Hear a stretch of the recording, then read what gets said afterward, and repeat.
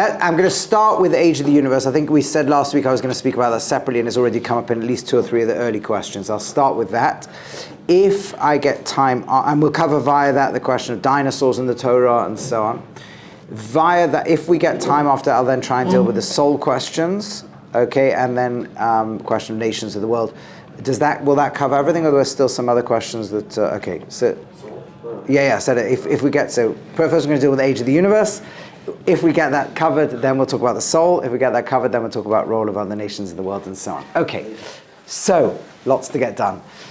The fundamental question of the science and Torah, right? So let's phrase it the way you basically phrased the question, which is, you asked it politely, do we really believe in a 6,000-year-old world? The Jewish calendar, right, is, we're talking about 5,786 years. The current state of cosmology talks about a universe, I mean, till very recently there was almost certainty about 13.8 billion years. Now there's possible that we'll come up with some other number, but we're certainly talking in the billions of years. We're not talking about in the thousands of years. So how do they work together? So several points to make. The first is, and this is something you have to keep in mind in the background, okay, is fundamentally when you look at the Torah, is it meant to be a science book? Answer is no. Now, the Ramban Nachmanides does say all the secrets of the universe are within it, but so it shouldn't be contradicting science, right, if it's a divine book, but it's not, in essence, its purpose is not to describe the universe. Science is a descriptive endeavor. Its job is to describe the laws of the universe, to study the way that all the laws look, to look at what we observe in the universe, and to explain it using whatever mathematical models. That was the other point you wanted to also discuss, the gematria, if we get there. Okay, right, the mathematical models of all this stuff.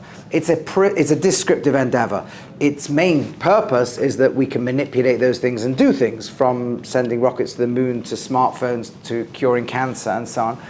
But we're also just fascinated by the universe, and we want to be able to describe it and understand it. The purpose of Torah is prescriptive, not to tell you what there is, but to tell you what to do with what there is. Right? In essence, their goals are different. And Maimonides writes this very famously in the Guide for the Perplexed, in the Moreh Nevuchim, in the introduction, that really they shouldn't be contradicting, because God speaks in both languages. God speaks in the language of science, God speaks in the language of Torah. That is to say, as far as our understanding is, God thinks the world into existence according to patterns that we call laws of physics, right? That are reliable patterns. He can break them if he wants to, but it will almost never happen. For the most part, all miracles are done using the laws of physics, not violating the laws of physics, and so on. Okay, but that said, we have a problem with the creation story. That's our major problem in the Torah. How do we deal with the creation story that appears, if you just track the generations backwards, to be less than 6,000 years ago, etc. So let's deal with that question then, first of all. And I want to deal with it by talking about different approaches that there are, because the question is relatively new, right? The rabbis of the Talmud were not dealing with the question because they didn't have scientific evidence of a universe older. That doesn't mean they don't give us deep insights into creation that we can use to answer the question, but they didn't directly deal with the question. Some people ask, there's different versions of this question. Okay, but you have to know one thing, there's only one chapter dealing with the creation of the world. Okay, it's not a lot of verses, which shows you it's not central to Torah. It's there, God talks about the beginning. It's important to know that God created everything. And it's important to know that each different part of creation God is responsible for. But it's not critical to understand the complicated processes, the quantum processes, the subatomic processes, how stars are formed, and so on. These things, the how things are formed is not an important part of the creation story. God leaves us to figure that out with science, to investigate the world and discover its laws and so on. So now let's deal with, how do we put the two together, if at all? So there are those who say science is true and Torah is not true, those who say Torah is true and forget all of science, but those who take both of them seriously, what do they do? And there's, roughly speaking, 4 different approaches. Okay, maybe there's more, but there's 4 basic approaches. The first approach is, first let me actually, before I go through approaches, I'm about to tell you, what approaches have you heard already? Some of you may have heard approaches to this question already. So let me just... No, about the age of the universe in general. Dinosaurs is a small subset. 7 days of creation didn't take place in 7 days. It took place in millions. Okay, 7 days of creation could be a lot longer than 7 days. Yeah, what else have you heard? So let me go through different options. One, which is you'll really only hear inside the Orthodox Jewish world, and some parts of it, is to say like this: God could make a universe look older than it is. Okay? In other words, I'm not going to dwell long on this one, because there's lots of questions you might have on it, but just to be aware that is something people do say. And the point, just to make it slightly stronger than that, is that if you were to walk around the Garden of Eden and meet Adam, even keeping a physical version in place, we'll talk about that soon, do you think Adam would be a baby the day he was created, or would he look like a 30-year-old man, let's say? If you cut the trees open, would they have rings inside them, right? Or if you build a universe nowadays online and go into it, does it look like it was created that day, or does it look like it's got a backstory? Now, you would have a question, why do you need a billions-of-year-old backstory, one with fossils, 99% of which aren't represented by species that exist today? That could be an interesting theological question. But the point of this answer is to say as follows, that science, nobody's been back in a time machine and gone through all of this universe and seen it all. All that we have is, let's say, the radiation, the redshift, stars moving away, and we try and predict backwards when they would have all been together. We have dendrochronology. We have evidence and fossils in the ground and so on. So we're looking at what we have now, assuming the current laws, extrapolating backwards and building the best model. That could be true. Everything a scientist could be saying could be true. This is the best model of the universe, is one that's billions of years old. But God could have just created at some point in the middle of that story, at any point, and the best evidence suggests that story. So you'd have a theological question, which is why, and what's the point of that backstory and so on. But you can't really say they're contradictory. That's approach number one. Okay, now I'm going to take to approach number two, which has some similarities but is sophisticatedly different. Now, all these approaches play on the following thing, that it's already, we know in rabbinic literature, this is to say in Chazal, in the Gemaras, in the Mishnayos, and so on, that these days of creation are somewhat special. They're different to the rest of time. How do we know that? First of all, we're told one of the areas you're not allowed to teach in public, certain parts of it, is the creation chapter. Now that's not why would that be? The Mishnah there in Chagiga, right, the ancient rabbinic writing of the oral Torah, says, for example, that what's called Ma'aseh Merkava, certain chapters in the books of prophets, certain things you can't teach in certain ways, and that's, for example, Yeshaya chapter 6, right, chapter 6 of Isaiah, Ezekiel, Yechezkel chapter 1, chapter 10. Now these depict prophetic visions of the inner heavenly world, especially in Yechezkel and Ezekiel, that sound very anthropomorphic. So you can understand that somebody could misunderstand that and turn into idolatry. So there's very deep, and obviously there's very deep secrets contained in them, and you've got to be careful how you teach those secrets and where you teach those secrets. And you could say that most of the deep areas of Kabbalah are related to all those chapters. So these are things that have to be done in a very non-public way. But why the creation chapter? Where could you go wrong with that? Where's it going to lead you to idolatry? It's not. So what the answer is there's very deep secrets in that too. Okay, so that's already been known for thousands of years, that it's not just a simple set of scientific descriptions and that's it. Even in the ancient world, the rabbis understood this very deep secrets. The other thing is those days are not in our calendar. Okay, our calendar changes a new year when's the Jewish New Year? Rosh Hashanah. Mm-hmm. What does Rosh Hashanah commemorate? The creation of Adam.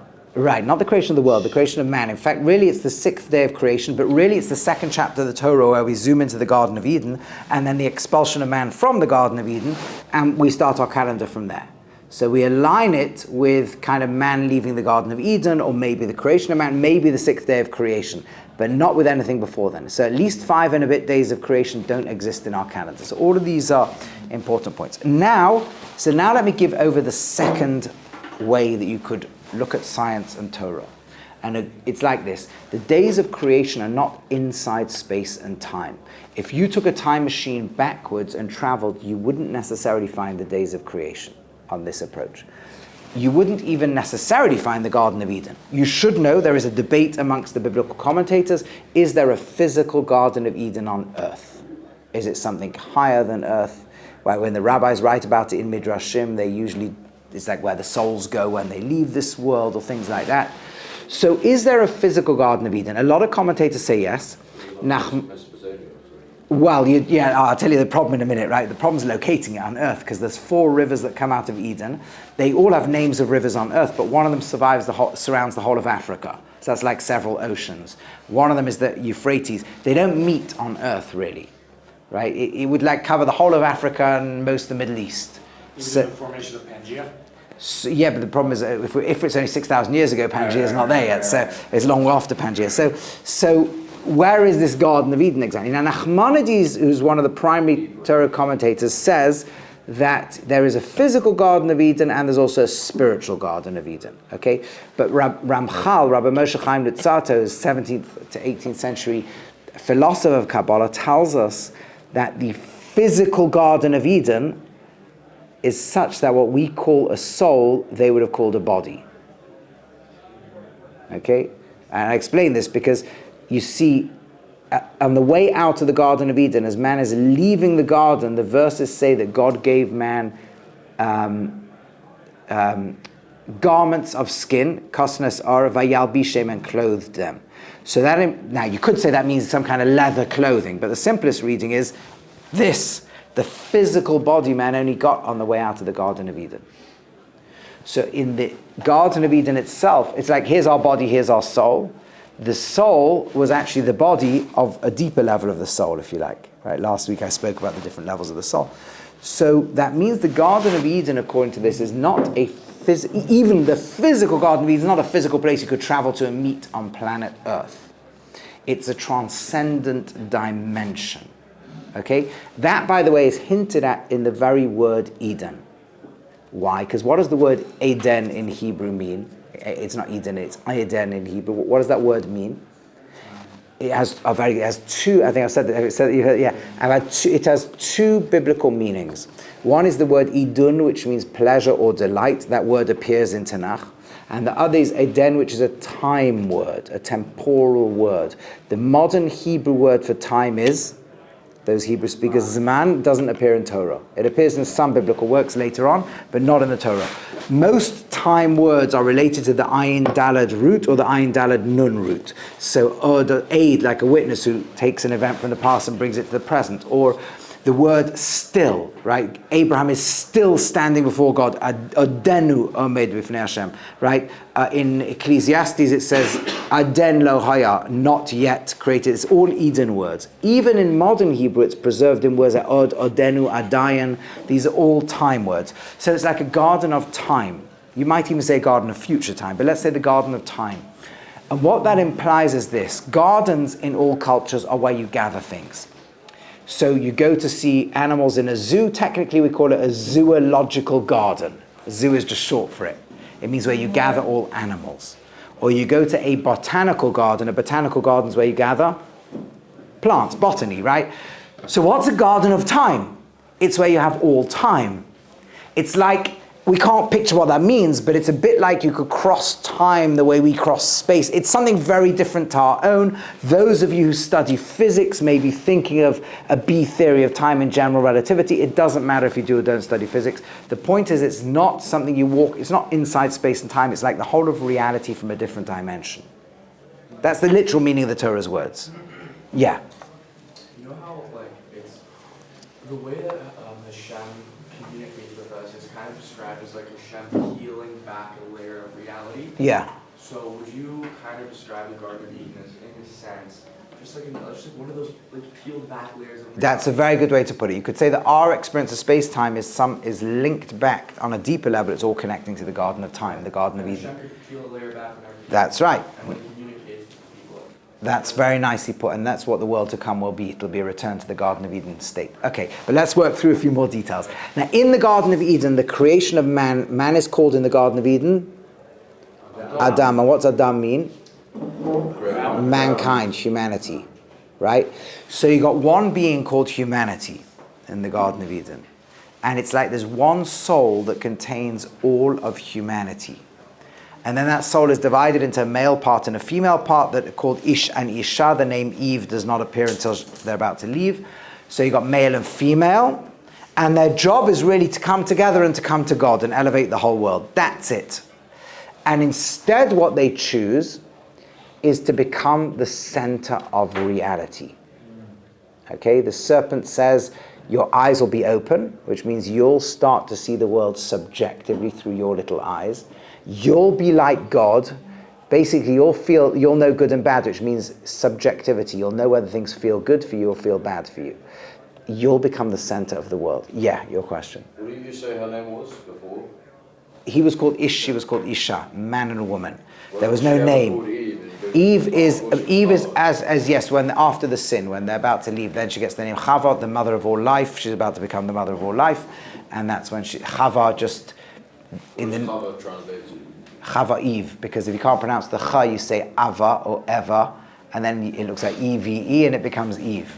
That's how the word Eve And got. also, you said Adam was not. He wasn't a baby when he was created. How old was Adam? So, on what I'm saying right now, Adam is a spiritual being, not even a physical being. So there's no age. But he was a human being. When he leaves the Garden of Eden, yes. Now we'll come to that in a minute, okay? So Adam makes the choice, instead of connecting to God and make a God-centric world, Adam chooses to become the center of reality. But at that moment, the oneness of the soul of Adam can no longer be one, because every part of that soul wants to be the center of reality. And all of a sudden, it's no longer one, it's billions. And now we're ejected from Eden, and those fragments of the souls are spread across space and time, and each one of us is a fragment of that Adam. Okay, each one of us is a piece or an outgrowth, you could use sometimes, is the language the rabbis sometimes use. I'll just finish the point, then I'll take questions, okay? Now, one particular one may have entered the earth 5,780 years ago that kept the name Adam and kept the central consciousness of Adam. But the Talmud puts it that when Adam was created, he could see from one end of the world from the other, could see every generation, like could see all of space and time, and then was shrunk. And that's the idea. In the Garden of Eden consciousness, we're like a oneness that's connected to everything. And now we're shrunk, and there may be one origin still called Adam, and we're all kind of descended from there. But in a deeper level, we're all souls of mankind. And the job we have ever after, and we don't experience time as one either, we experience it now as fragments. Small, each of us enters a small slice of time in a small slice of consciousness, and our job is to rebuild Adam one relationship at a time. That's what we're trying to do. And ultimately, then God said there's a Jewish people who have to try and do kind of become a microcosm of Adam first, and then and then the whole world has to come together. And ultimately, the final chapter will be the resurrection of the dead, which means the resurrection of Adam who died in the garden. The resurrection of the oneness of the soul, where every soul that ever lived will be a part of it, and that will be the consciousness we have in the world to come. Okay, now I want to get back to the science and Torah, and then I'll take questions on this approach. Okay? So now what that means is everything in the first chapter and second chapter are not taking place inside space and time. The first chapter is like building it, and then the second, building the Garden of Eden dimension. Then when that's ejected, we then end up in a translation of it down in our world. Okay? So there's different layers. There's the layer of the 7 days of creation, there's the layer of the Garden of Eden, and then there's the layer of our world. There may even be layers in between those two, but let's make it simple. So let's now bring an analogy for this. Not a perfect analogy, but it can get our head around it. Is imagine in the not very distant future, a bunch of scientists sit down, some computer programmers and AI technicians, together with a bunch of physicists, and build a universe. And let's say on their first day, they try to make it as similar to ours as possible. So they run some kind of Big Bang or eptichronic universe or whatever exactly our best theory is. And on the first day, they run it across, and by the end, they've literally run billions of years of stuff, but nothing's happened because there's not enough gravity to hold things together or whatever. And so the next day, they fiddle with the constants. Let's say by the next day of creation, they've now got different constants. And now they've got this kind of universe that has this amazing equilibrium. There's just enough gravity for things to form, but not too much for it to collapse. Amazing. And stars are forming now in the universe, and things are going on. And stars are now exploding, and there's stardust there, and these planets are forming. And that's after a few days of twiddling with the universe. Not many twiddles, mainly it stays as is. There's now planets capable of housing intelligent life.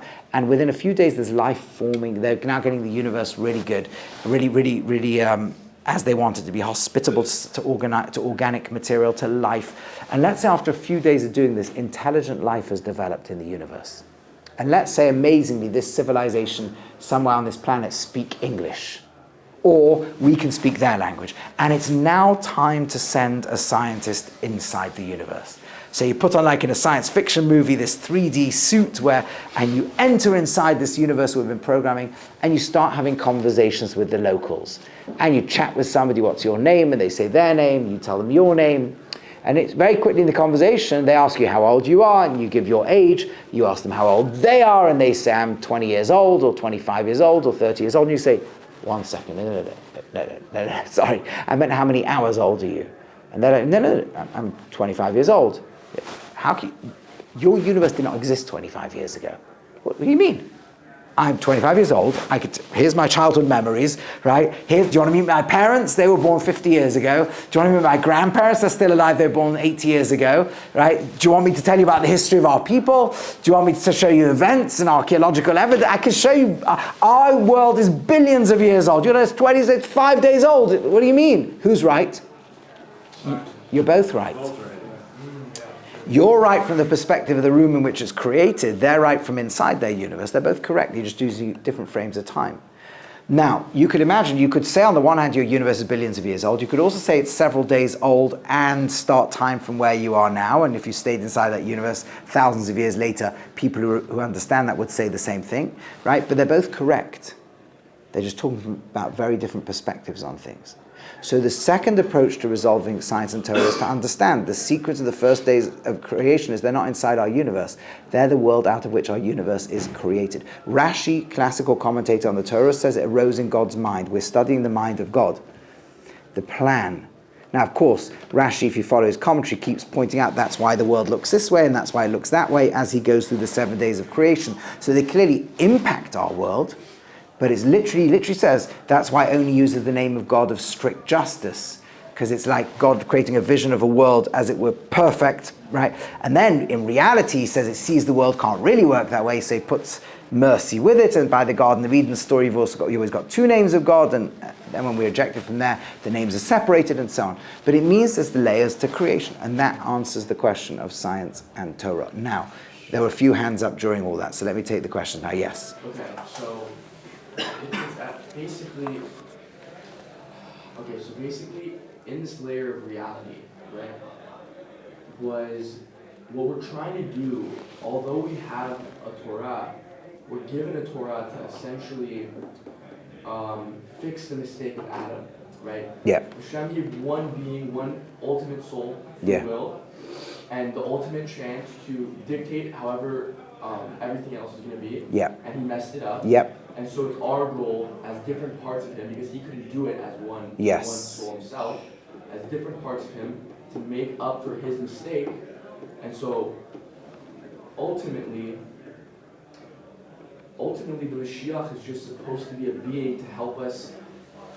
The Mashiach isn't even like that elite. It's just a simple being that's meant to help us essentially Integrate into one. That's one. right. And also, the reason why some people, you feel like their neshama are similar, is because they just come from the same parts of Adam. That's right. Like literally. You're hitting many deep nails on the head. Yes. Very cool. Very Excellent. Very cool. Yeah. Very cool. Yes. So, essentially, if we're all fragments of Adam's soul, then there really only is one soul. That's true. That's right. Exactly. Wow. That's right. And ultimately that soul will have two names, Israel and Adam. Why Israel? Israel is the name of Adam getting it right. Adam was meant to become Israel straight away. So we are a microcosm. And that's why Israel's job is ultimately bring the whole world together, not just us. And are there only a certain amount of souls? That's a great question.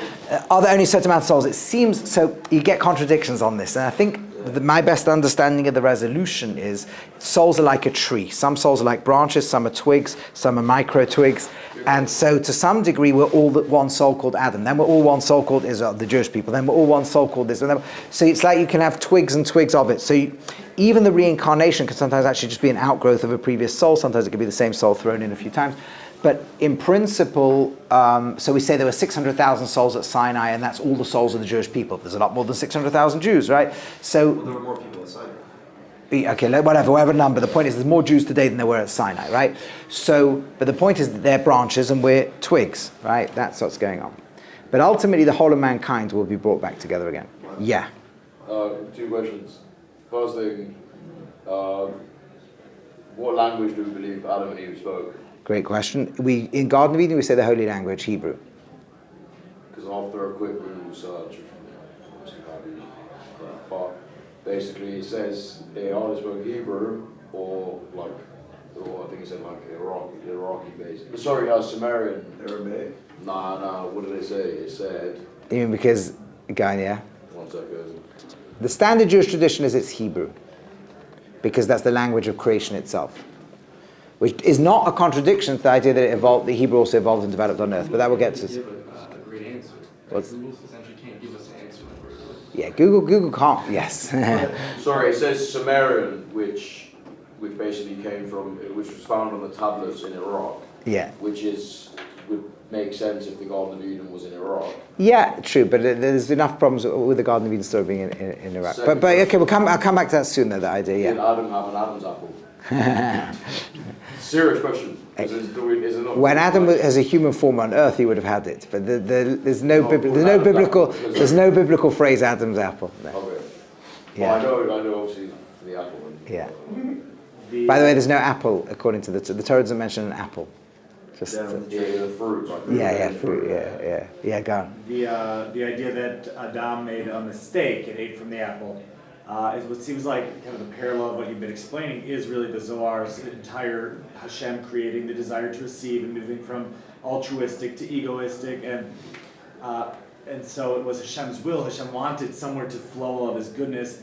It doesn't sound like necessarily Adam made a mistake. It's more like the story That was part of Hashem's divine process of creating this incubator. It was destined to be that way. Okay, so that's a great question. There is at least one medrash that sounds like it was meant to be. Others will say no, it wasn't meant to be, but there was work to be done.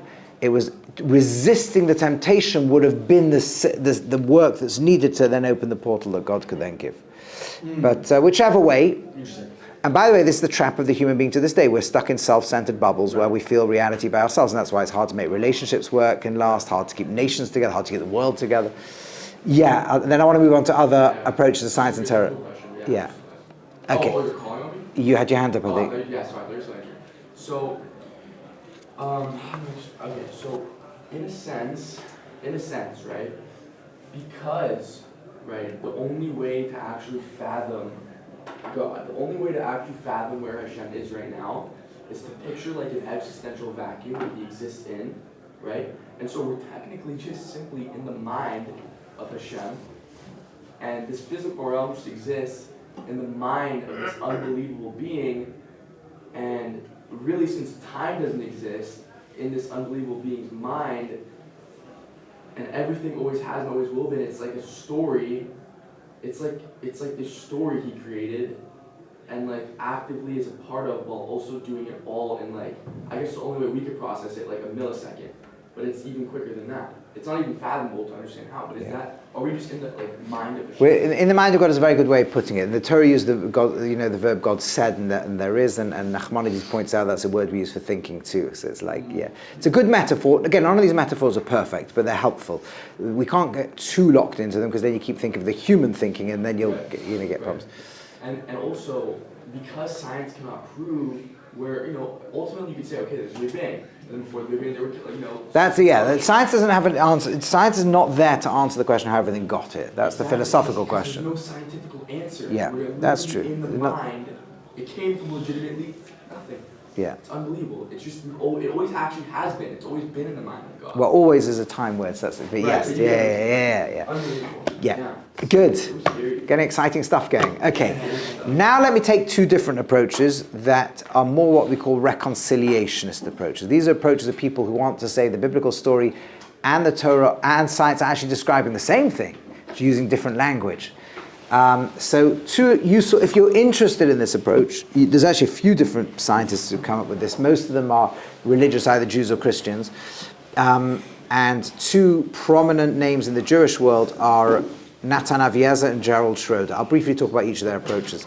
Natan Aviezer, I don't know if he's, I don't think he's an active scientist nowadays, so I don't know if he's still alive or not. But when I was certainly in my teenage years and in college, university, he was very active. He was a physicist in Maryland University and also sometimes in Leeds University in England. And he wrote a series of books, some in Hebrew, some in English. The English ones, I think one was called In the Beginning, one was called Fossils and Faith. He wrote a series of them, interesting works. And his basic idea is as follows. We say there's the 5,786 years plus the days of creation. But what's the Hebrew word for a day? Yom. Yom. Does Yom only mean a day? No. Yom has lots of meanings, lots of times. For example, when you want to say years plural in the Torah, you can say shanim, which we do nowadays, but you can also say yamim, which is yoms, right? You can, even the Jubilee cycle can be described as that, as yom. There's even a verse in Psalms that says, Ki elef shanim beinech kayom esmal, 1,000 years in your eyes is a yom. So yom seems to be any cycle of time. The most frequent cycle of time, both in our experience and in the Torah, is a day. So the most natural reading of the word is to assume it means a day, a 24-hour period. Also, but it's not the only way to read it. It could be any cycle of time. You just have 7 cycles of time. Now you might say, but it says there was evening and morning, day 1. But what is the Hebrew word for evening? Erev. And what's the Hebrew word for morning? Boker. And this already, Maimonides, I think, points this out. Nachmanides, I think, does actually. Could be the both do, I don't know. Says Erev doesn't only mean evening, right? It means anything chaotic or confused or unclear.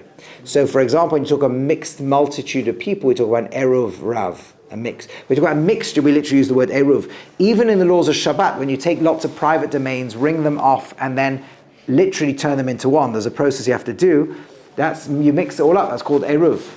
Right, that's the word we use. So Erev means the time of chaos. In fact, the reason we use Erev evening is because as the light's going down, the whole world becomes much more chaotic and confused. You can't clarify things. Boker means levaker, to clarify something.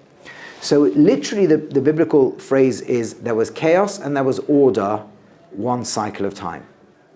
There was chaos and there was order, a second cycle of time. There was chaos and there was order, a third cycle of time. If you have no reason to think otherwise, you'll take the most common meaning of each of those words and say it was evening and morning one day. But that's not the only literal meaning of the Torah. The literal meaning of the Torah is chaos and order, one cycle of time. So Aviezer says, if you look at the creation story, and Schroeder makes this point as well, and so do others, it's actually remarkable how aligned it is, the order of creation, with our modern scientific discoveries. First, you have in the beginning a world where there's light and there's dark. Then you have atmospheric changes, and then you have plant life emerge, and then you have immediately, right, as soon as then you have life begins in the water, like it does in the Torah. Then you get insects and flying things. Then you get animals. Then you get man. The only thing out of order is the sun and the moon being created on the 4th day. If you just read the Torah literally, that's a problem, because the sun's there before the earth. But the Talmud tells us everything was there on the 1st day, it just wasn't visible on earth. So again, it's actually interesting that as far as our current understanding of the atmosphere is concerned, you wouldn't have been able to see the sun until the atmospheric conditions changed once plant life emerges on earth. And only then does it become sufficiently transparent that you would actually be revealed, so Aviezer is very interested in this, and he wants to argue that in fact the Torah and science, even inside this universe, can be describing the same events. Now, Schroeder has a question on Aviezer's approach, which is there's many traditional sources, including Nachmanides, who say that the days of creation literally are 24-hour periods. So Aviezer can say, okay, fine, we don't need to follow that. It's not an article of faith. It's their best assumption, and it's not true. But Schroeder wants to work it in that it is true, and he has a different approach, which I'm not going to go into great length over, but I'll give you a very brief version of. You can read his work in The Science of God. And he argues like this. He wants to say that we know that time looks different all over the universe. That's one of Einstein's famous discoveries. There's no one flow of time. If gravity is very strong somewhere, or if you're going through major acceleration, you will experience the same events at a different rate of time. Right? Are you familiar with this? Right. So right now, how old is the universe? If we measure it on Earth, it's, let's say, 14 billion years. If you measure it somewhere else, it's 200 billion years or trillions of years. If you measure it somewhere else, it's 20 minutes old. There's no one flow of time. Okay, why should that be relevant? What, the Torah is going to tell us time on another planet? No.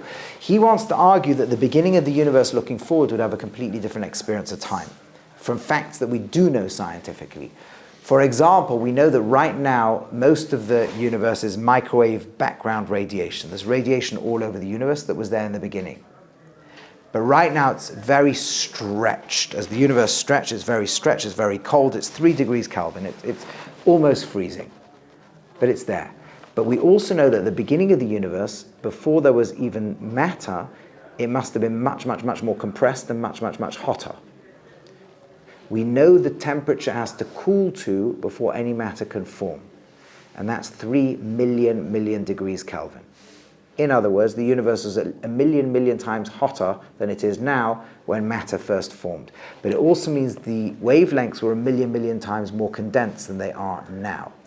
And what Schroeder says, that actually means that time would look different by a factor of a million times. If you were to stand at the beginning and look forward at an event in the future, and it looked like it was a year away, if you look back now, it will look like it's a million years away. If it looked like a day away, when you look back now, it will look like a million days. Okay? He says, if we look back now and see a million days, you know at the beginning it looked like it was just a day apart. Depending on where you Depending on where you're right. And he proves that, he actually has some good arguments that the biblical commentators seem to imagine that we're looking at the first days of creation from the beginning looking forward. We actually got a camera there at the beginning of the universe, rather than from our perspective looking backwards. For example, the fact that it doesn't call the first day, it calls it day one. There's one day. Then it calls the second day a second day.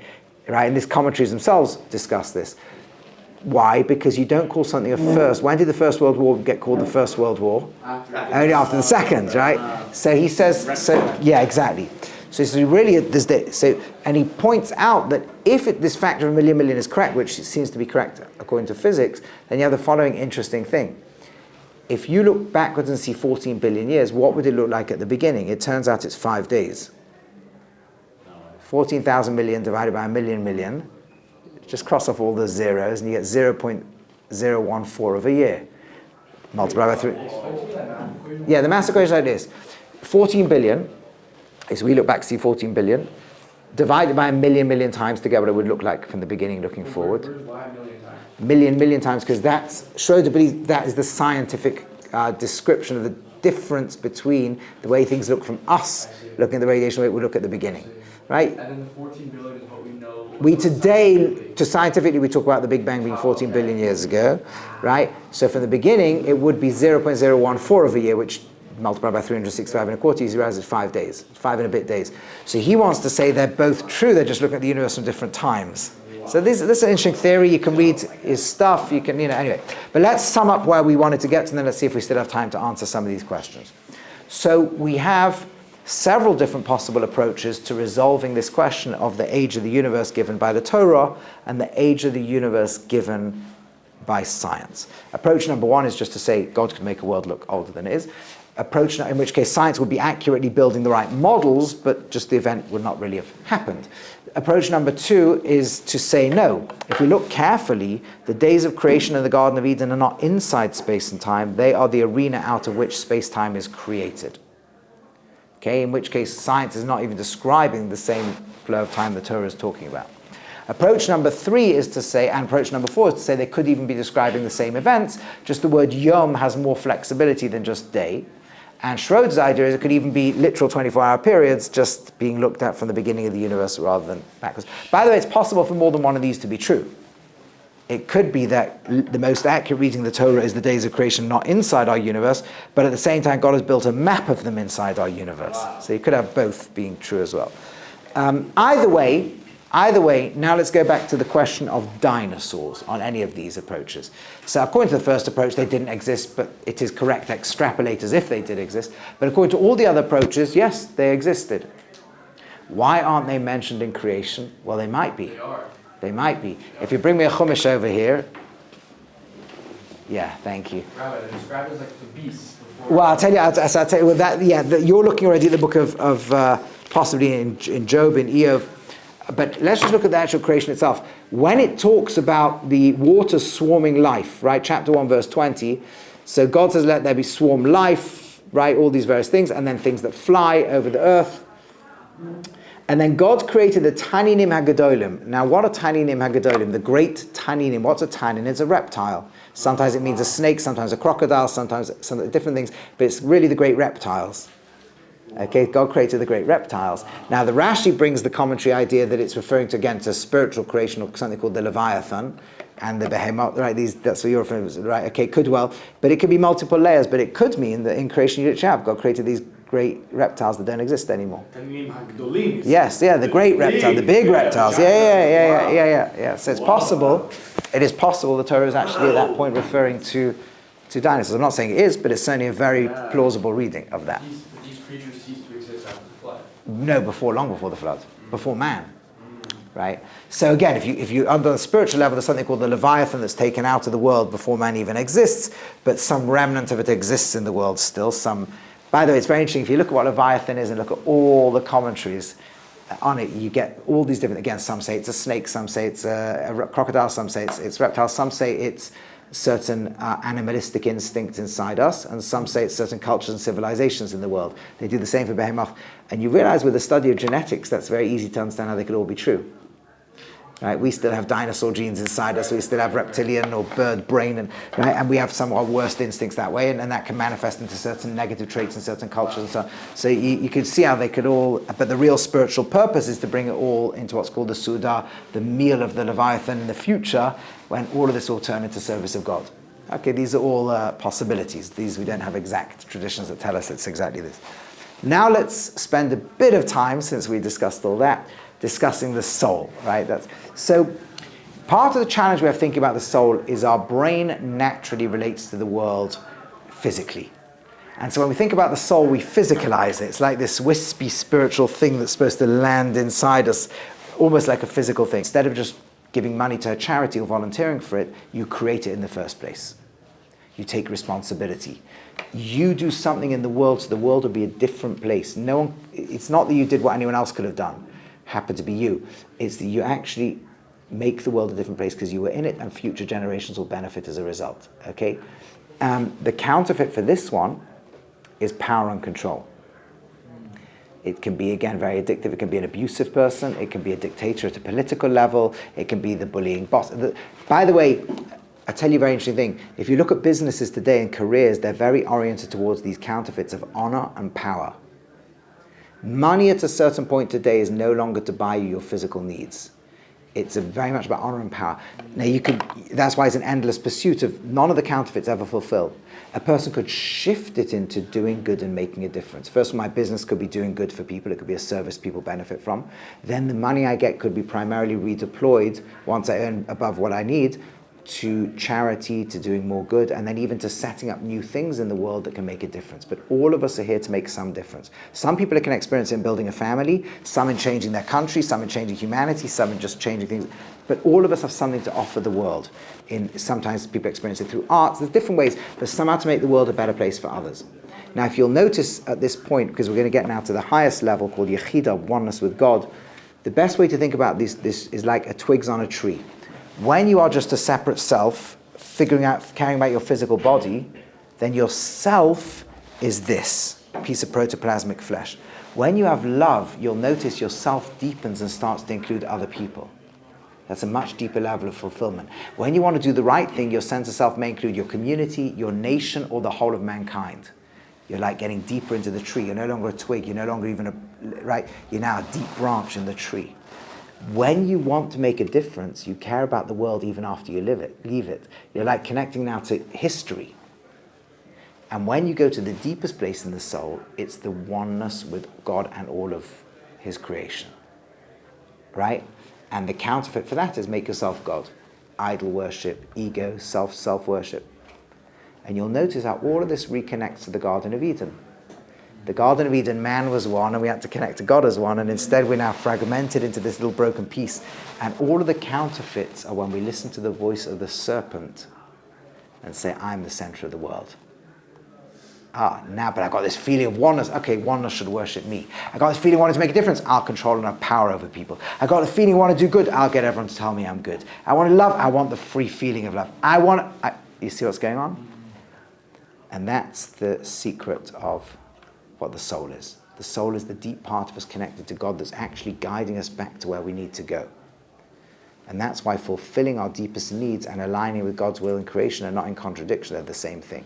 But it's very hard because the self-centered voice speaks much louder within us. And it wants it all, and it wants it now, and it wants this, and it wants instant gratification. And where it's leading us is not a good place for the world and not a good place for ourselves. And that's the struggle of life. Okay, I think with that, we haven't answered every question we began with. I apologize.